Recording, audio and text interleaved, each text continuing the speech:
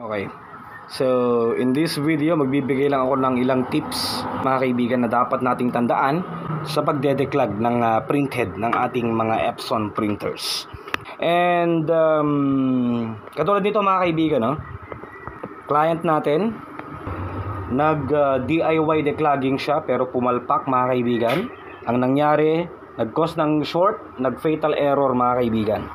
Dalawa lang kasi yan, kapag magkaroon tayo ng problema, pwedeng mismo itong printhead ang masira, which is napakamahal, or pwede rin namang logic board ang masira. Okay. So number one tip natin mga kaibigan, kapag tatanggalin nyo yung inyong printhead, no, be careful sa pagtatanggal ng mga flex cable or ng connections dito. Itong cable na to, very important din to mga kaibigan, although replaceable lang din siya, pero sayang naman. Magkukos din kasi ng error once na meron tayong mayupi na mga pins dito. Isa pa itong 4 pin. Dapat ito huwag mabasa bago ibalik. Dapat ito huwag mayupi, huwag masira yung mga pins, walang matanggal na pin. Okay? Error at error talaga yan.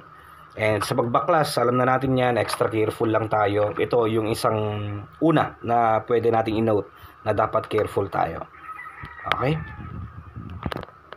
Number 2, mga kaibigan, make sure na wala kayong magalaw dito sa mga gears dito sa side, no?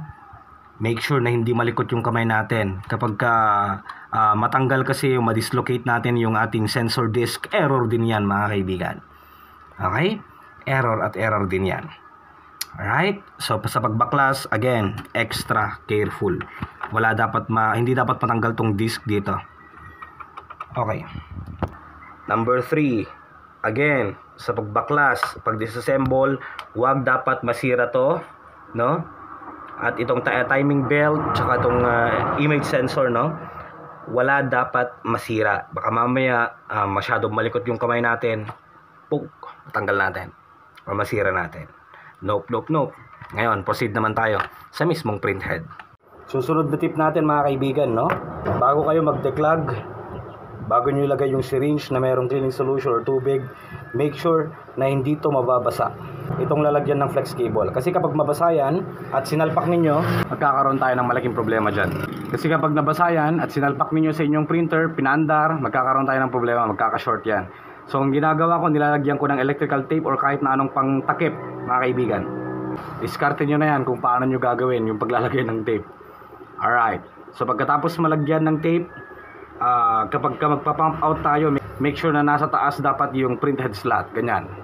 So halimbawa, nandyan na, lalagay na natin yung ating syringe, yung host, and then pump out natin, ganyan lang dapat yung kanyang position. Basta huwag mababasa ito.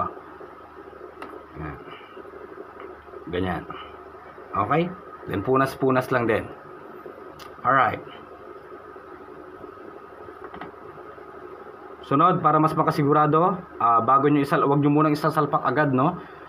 Pwede nyo patuyuan muna kung sakali hindi nyo namalayan na baka may nakapasok palang likido dito sa loob ng kanyang electronics.